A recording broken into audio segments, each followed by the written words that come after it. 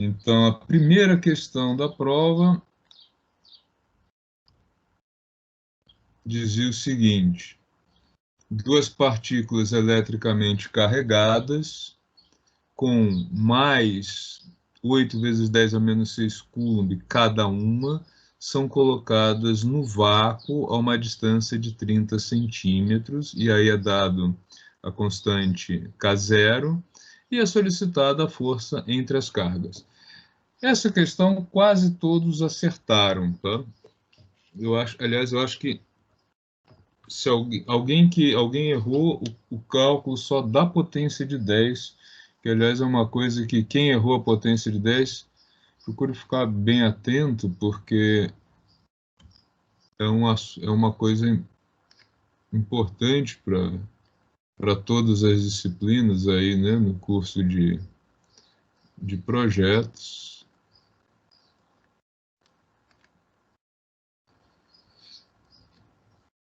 Então vamos lá, a solução do primeiro exercício. Então, o que ele diz? Ele tem duas cargas, Q1 e Q2, que elas são iguais e ambas têm como carga 8 vezes 10 elevado a menos 6 coulombs.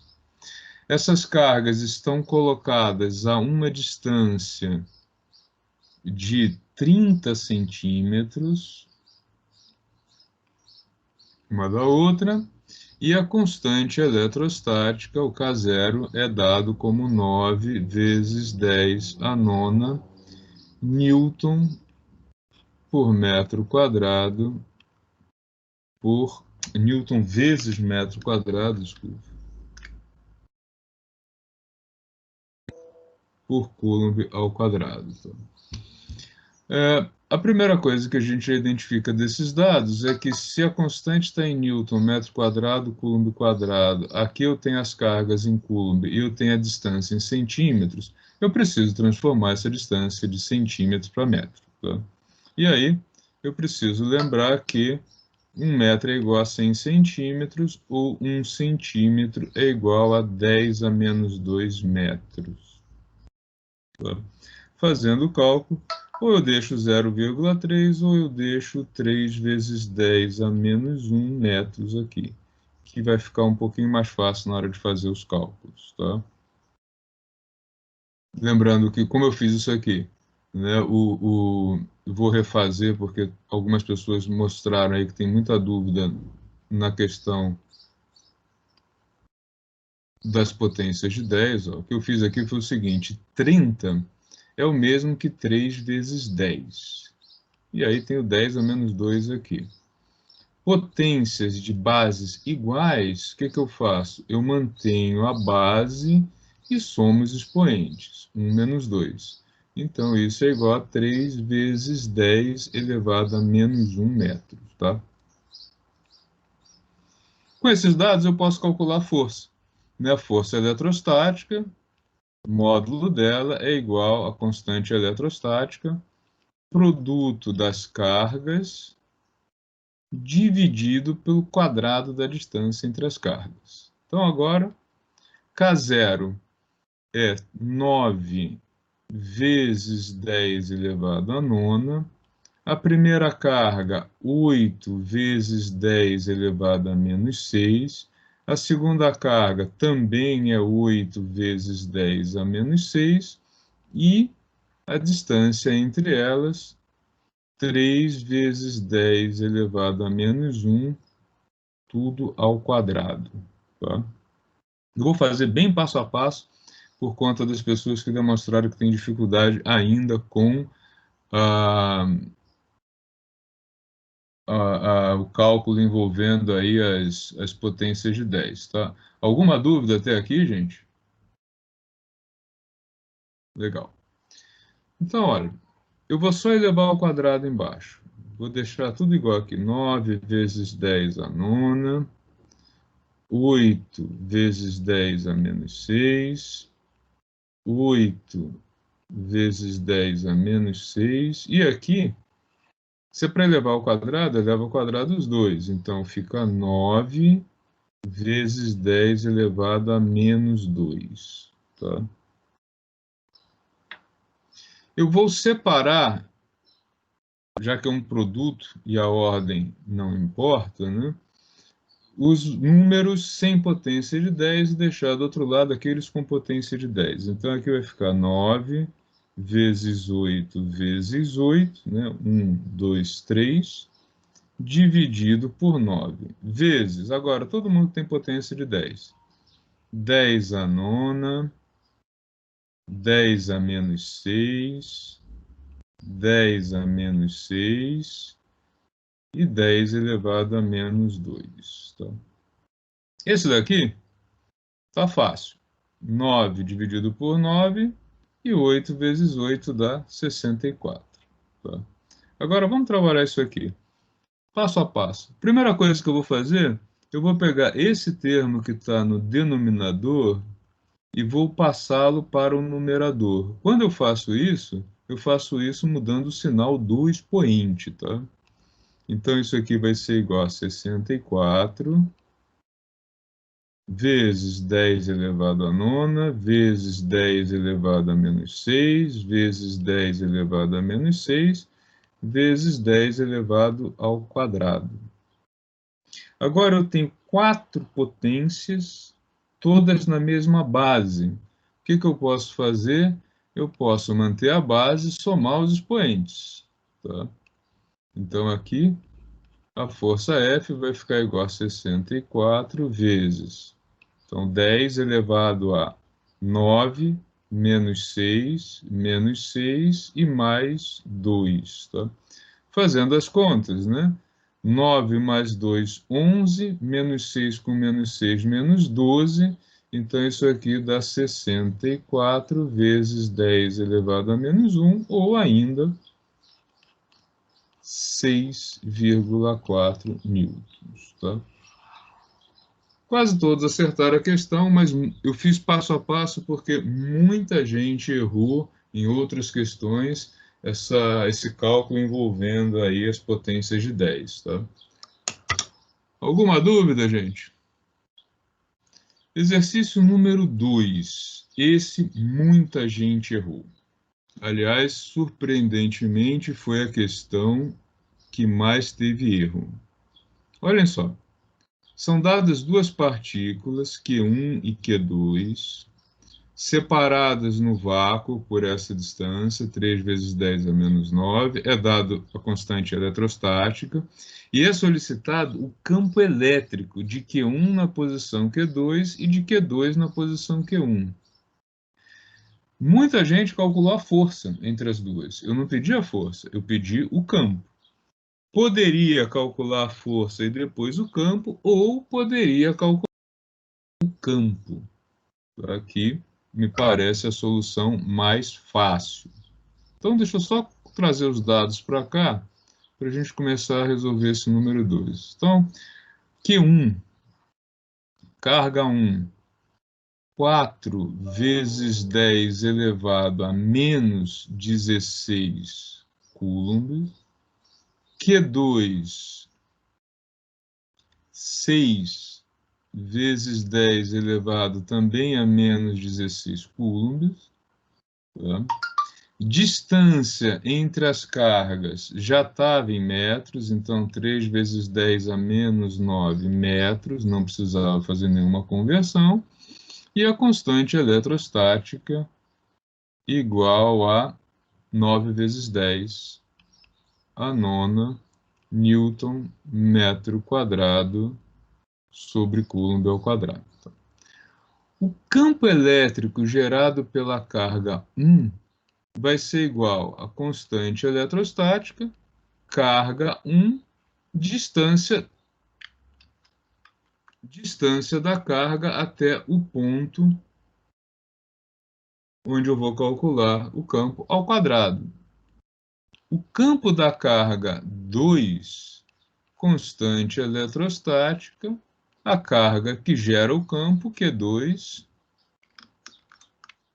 dividido pela distância ao quadrado. Tá? Quem calculou a força, faria o cálculo da força e depois o campo de E1 né, a força dividido por Q2 e o campo de E2, a força dividido por Q1. O resultado não muda, tá? Agora, muita gente calculou a força e parou por aí, tá? Então, aqui, campo E1, constante, 9 vezes 10 elevado a nona. Carga 1, 4 vezes 10 elevado a menos 16. Distância ao ponto onde vai ser calculado o campo, 3 vezes 10 a menos 9 ao quadrado. Aqui embaixo, 9 vezes 10 a nona, carga 2, 6 vezes 10 elevado a menos 16, e a distância é a mesma, né? Campo que uma exerce no ponto onde a outra está localizada, então 3 vezes 10 a menos 9 ao quadrado. Então, abrindo as duas equações, aí, os dois valores de E1 e E2, o que nós vamos ter? E1, então, fica 9 vezes 10 a nona, 4 vezes 10 a menos 16, 3 ao quadrado, 9, e 10 elevado a menos 9 ao quadrado, 10 elevado a menos 18. Do lado do E2, 9 vezes 10 a nona, 6 vezes 10 elevado a menos 16, igual, e embaixo, elevando ao quadrado, 9, 3 ao quadrado, 10 elevado a menos 18, já que menos 9 vezes 2, 18. Tá? Vou separar quem tem potência de 10 dos termos sem potência de 10 em cima e embaixo. Então, aqui no primeiro, 9 vezes 4 dividido por 9. E as potências de 10, 10 a nona, 10 elevado a menos 16 e 10 elevado a menos 18. Embaixo, 9 vezes 6 dividido por 9. E as potências 10 a nona, 10 a menos 16, dividido por 10 elevado a menos 18. Então, aqui, simplifico 9 com 9, desse lado também. De novo, o denominador passa ao numerador mudando o sinal do expoente. Então, nós teremos aqui 4 vezes 10 elevado a 9, menos 16 e mais 18. E embaixo, 6 vezes 10 elevado a nona, menos 16 mais 18.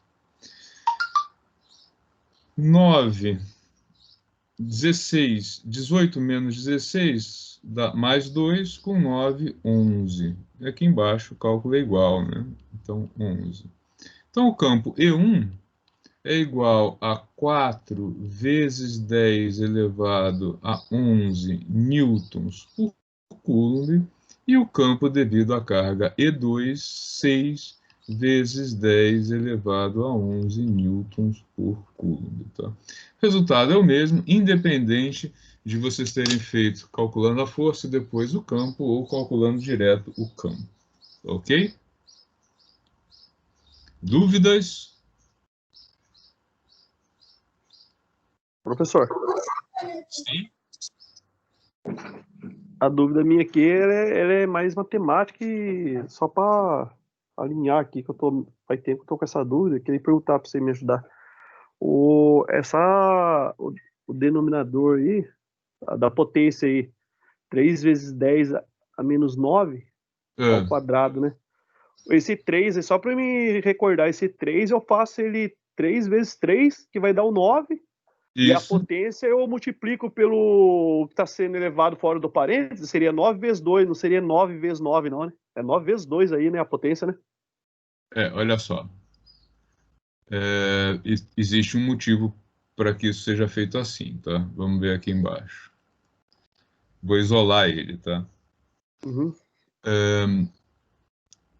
3, usando o mesmo exemplo, 3 vezes 10 elevado a menos 9 ao quadrado. O que significa um número ao quadrado? É um número multiplicado por ele mesmo, tá?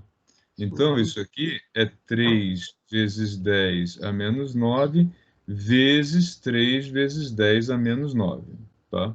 Ah, tá. 3 vezes 3 dá 9. Agora, Hum, 10 a menos 9 vezes 10 a menos 9 é 10 elevado a menos 9 menos 9. Porque você hum. soma os expoentes, né?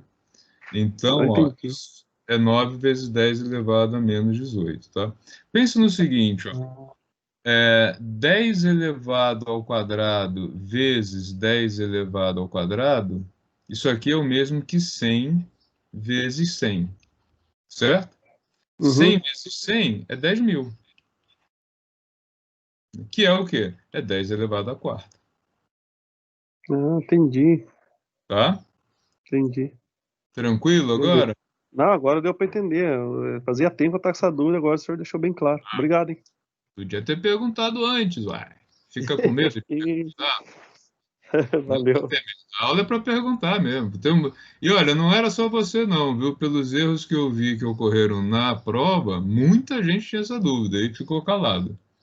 Mas valeu mesmo. Nossa, agora ficou bem mais claro mesmo. Nossa, que... Quando tiver essas dúvidas assim de matemática, não pode deixar passar não, tem que falar, tá bom? Valeu, valeu, senhor. O exercício 3 era um de falso ou verdadeiro, só que eu pedia para justificar. E teve muita gente que botou só o resultado e não o perdeu ponto. Por quê? Porque eu pedi para justificar. Então, olha só. A primeira questão: metais em geral são condutores de eletricidade, uma vez que permitem que as cargas se movam com facilidade. Verdadeiro, né? Os metais, você poderia argumentar, metais são condutores de eletricidade, né, possuem elétrons livres. Você podia ter colocado um argumento desse tipo, tá?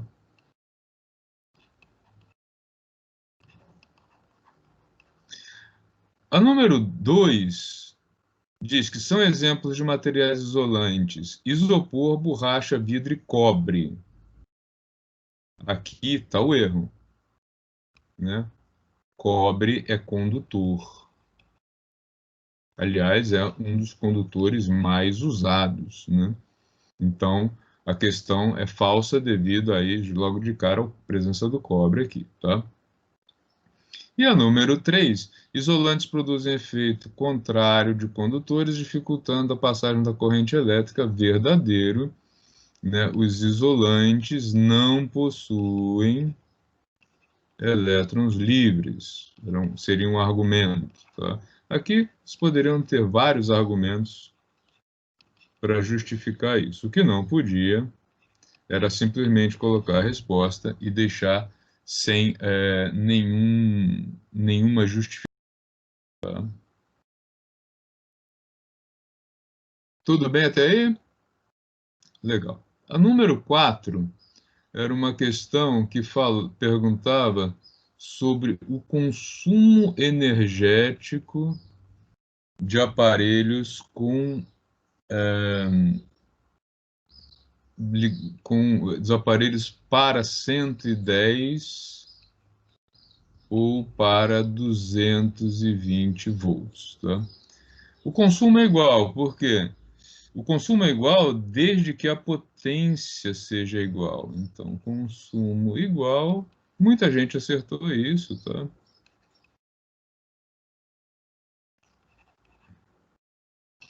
O que pode ocorrer, o que acontece muito comumente é que o mesmo por questões aí de práticas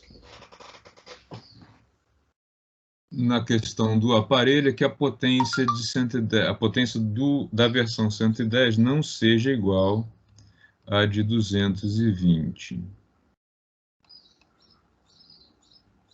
Tá?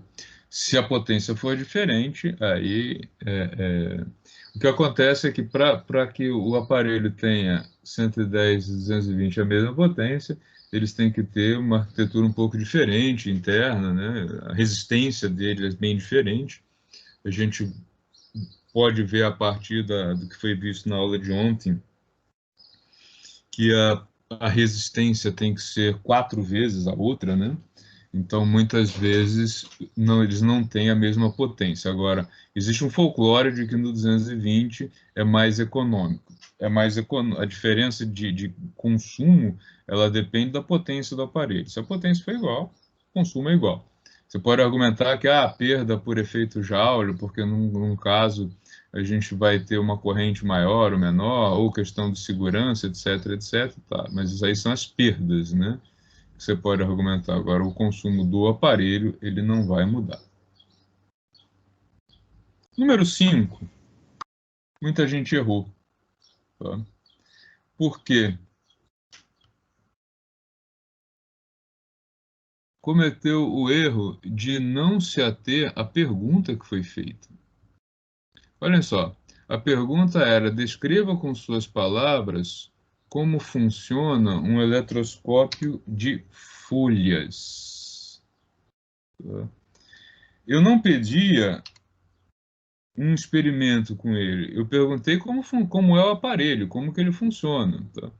E aí, a descrição, né, claro que não existe um padrão geral, porque eu mesmo argumentei que seria com as palavras de cada um, mas era de um aparelho que tem uma esfera ou um disco metálico ligado por um tubo condutor, e lá embaixo, preso em 2 folhas, esse aparelho fica dentro, apoiado e preso num sistema isolado, né? Pode ser uma garrafa, né, de vidro ou um plástico, e ele é tal que quando eu aproximo um material carregado dele, eu induzo, né, uma igualdade de cargas na folha e essas folhas vão abrir. Seria esse aí uma descrição breve, né? Algumas pessoas fizeram uma descrição bem legal, bastante bem completa, mas muita gente se limitou a dizer que é um aparelho que, quando eu aproximo dele um objeto carregado, ele detecta. Algumas pessoas, inclusive, disseram que ele pode ser usado para medir alguma coisa. O eletroscópio de folhas, ele é só demonstrativo, ele não tem aí, você não tira nenhuma medida experimental dele, né? Ele não tem essa funcionalidade.